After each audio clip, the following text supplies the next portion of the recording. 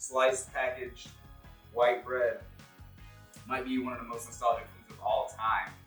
And I dare you to challenge that, because tell me you didn't grow up eating it. Tell me.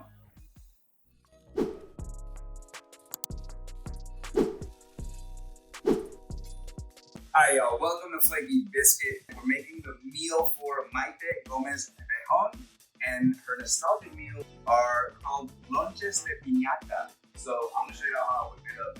Alright, the first thing we're gonna do, I'm gonna use two types of cheese. I have shredded cheddar. Alright, so the American single, I think I have the deluxe version. So I'm just gonna kind of thinly slice these. Alright, we're adding our American cheese here to the bowl. Next up, we're gonna add some seasoning, some cayenne pepper, and some smoked paprika. Alright, next up, we're gonna add cream cheese, mayonnaise, whoops, pimientos. I'm just gonna add the whole thing, and milk.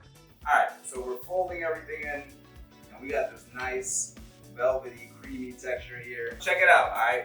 We're using some very simple white bread. We're gonna take some of our pimiento. Look at that.